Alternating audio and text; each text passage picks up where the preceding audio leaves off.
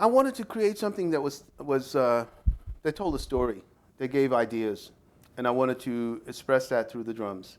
Now, the drums are a communicative instrument, and more than most. Aside from voice, is probably number two. So the whole idea was to tie in a heading that one would read, and let your imagination, as a listener, run wherever it went. So you have searching for the right door. You'll hear people. I'm walking across the floor. Okay, it goes into a drum solo. Your mind can go in any direction, and whatever that means to you means to you. Now you start to come back to that again because you have a point of reference. It then ties in the rest of the record, and that was my objective. And so I did a lot of thematic records that way. Yeah. All in total, from the very inception of putting things together, rehearsals, recording, mixing, and mastering. It's about 10 days all together.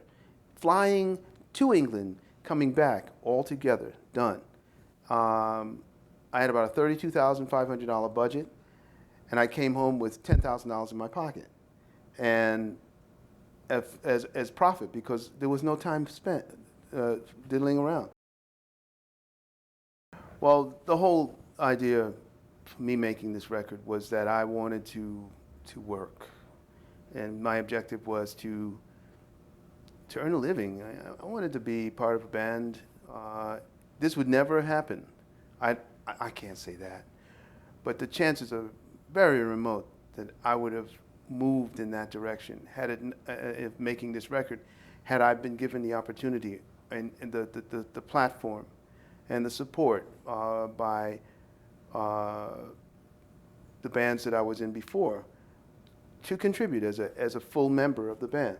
But because there wasn't any interest really in the positive to my contributing musical material and all, I thought, well, why go up against that particular rubber tree plant, which is already negative, and beat my head there, when I already know going in that I was not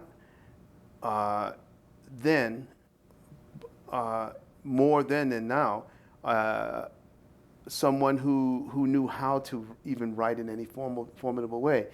But I've always believed that neither did any of the musicians that I've heard playing in Africa or in the outback or anywhere, who would just play what they felt from their heart.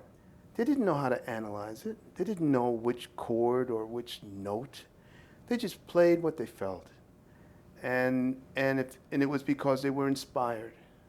And the music, the environment where I was coming from was so inspiring, man. I mean, I can't imagine any musician or any artist that I can think of, Keith Jarrett, Jack DeJohnette, all the people who, Chick Corea, John McLaughlin, we all were influenced by the environment in which we worked. And so therefore, we wanted to express that through our art form. I didn't go, oh man, they don't want me to. No, I just went, okay, I have to find an outlet for this. So with my two little fingers on the piano, I would try to pick out these notes, and try to really get it right. It was painstakingly, heavy, but well worth the price for me. Even if my product in the end would not have sold one unit, I would have accomplished something. It's like, to me, some people, you have these goals in life. Some people have to overcome their fears. They climb a mountain, or they jump off a bridge with a bungee cord or whatever. But for me, that was my bungee cord. I wanted to find a way to actually make this work. So this is what came out, Spectrum. So here I am doing something that says to people, I've played in front of you as part of a very unique organization. Within 2 years' time, we've done at least 600 concerts. Logic says to me that people remember after a while. They can keep getting beat up with this music. If I put something out on my own and it is something that's graspable, it doesn't have to be the same as the orchestra. It has to bring out my personality and my view on life as I see it, the world according to Billy Cobham. It'll probably get somebody's attention. I never dreamed that it would be like this.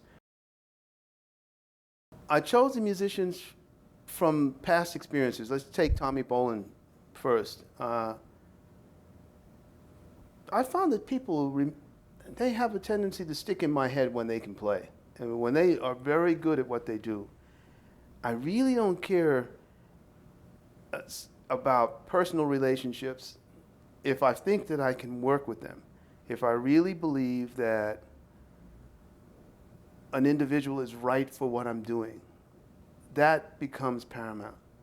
You know, if I feel, because that means that we're going to really work well together, and we're going to work well within a uniquely short amount of time where everything is going to be fine because I'm working for their strengths. I'm not looking to try to force a round peg into a square hole. I want to extract something from an element that I see that is valuable to me to put together with other elements.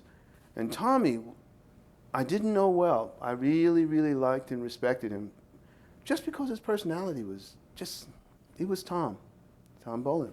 And he was a great guitarist for me. He was kind of like a non-sequitur, and someone I didn't really know for sure. But it really, when he just started to play the right notes, he taught me another lesson. Here's a guy, could not have been more than mid-20s, who played these wonderful notes and did just what was necessary to make it happen.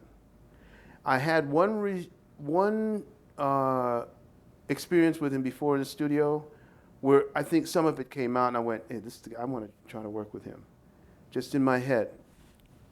Then I'd take Jan Hammer. I'd spent some time working with Jan. So I knew his personality. I knew what he could do.